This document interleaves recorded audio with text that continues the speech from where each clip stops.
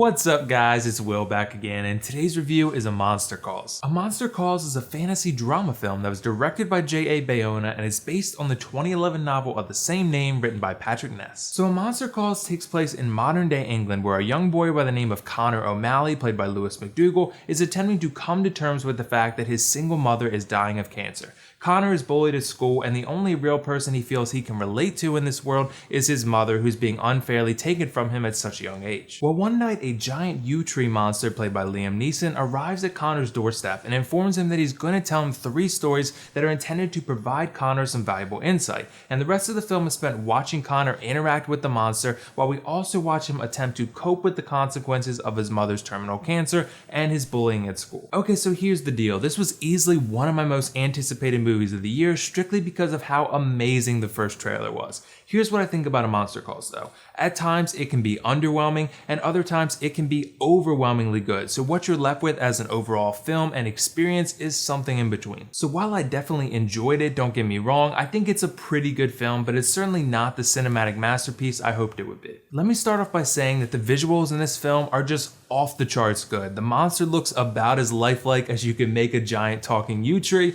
and everything else in this film visually is just absolutely amazing. There's also several scenes where the filmmakers make the artistic decision to incorporate actual animation, and it's just beautifully done. I was pretty floored by how fantastic everything looks in this movie, and that includes the cinematography. I can tell you right now that A Monster Calls will almost certainly be in my top 5 of the year for cinematography, because the way this film is shot in my eyes is next to perfect. The most notable aspect of this is how shots are framed and focused in a way that always direct your eyes exactly where they're intended to go. And typically it's on Connor because this story is about him attempting to cope with how unfair life can be.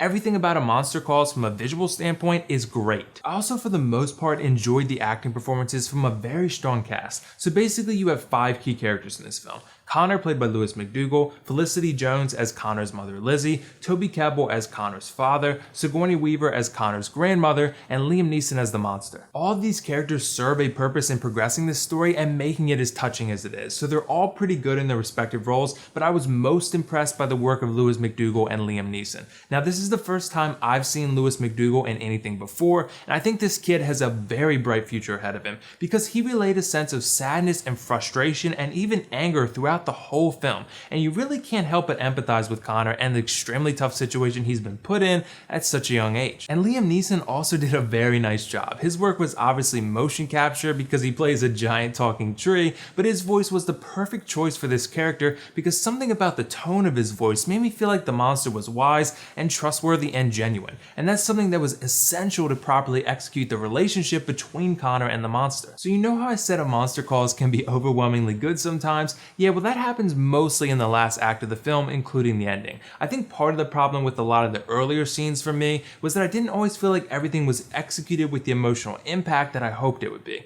But then when the third act hits and the various pieces of the puzzle start to fit together, everything starts to make sense and you actually start to notice the purpose of a lot of the little scenes that popped up earlier. This is certainly a coming of age story, and by the end of the film, Connor's not really of age, so to speak, but he's definitely matured and grown a lot over the film's short span of time. By the end of A Monster Calls, I did feel like Connor developed and grew on screen in a way that was certainly very compelling and emotionally impactful.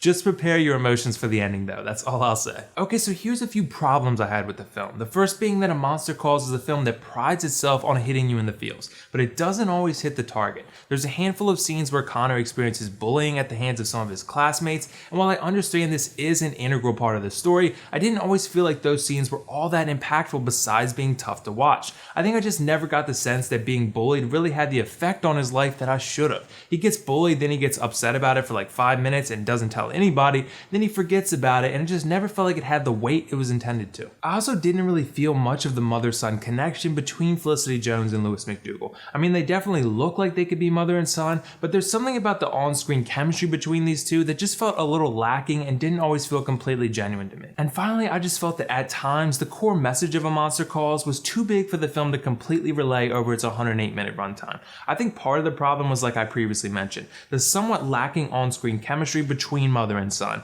and really they're not on screen together very often. Felicity Jones is absent from a lot of this film. I think more opportunities to showcase the characters' relationship further would have helped. But overall, I did enjoy Monster Calls, but it's not quite as good as I hoped it would be. I thought it had absolutely amazing visuals, some very solid acting performances from a strong cast, a touching story about love and loss, and a fantastic third act and ending. Sadly, I also felt certain elements of the story felt underdeveloped and lacked emotional weight. There was a lack of chemistry between mother and son at times, and the message sometimes felt too big for the story itself. I'm going to give A Monster Calls an 8.5 out of 10 and recommend that you see this one in theaters if you're looking for an emotional and touching drama film with some amazing visuals. So did you guys see A Monster Calls yet? What did you think of it? Let me know your thoughts in the comments below. And if not, let me know whether you'd be interested in watching this film or not. And as always, if you like this video, click that like button and don't forget to subscribe to my channel for much more content like this. That's all for now though. This is WillFoxification signing off. See you in the next review.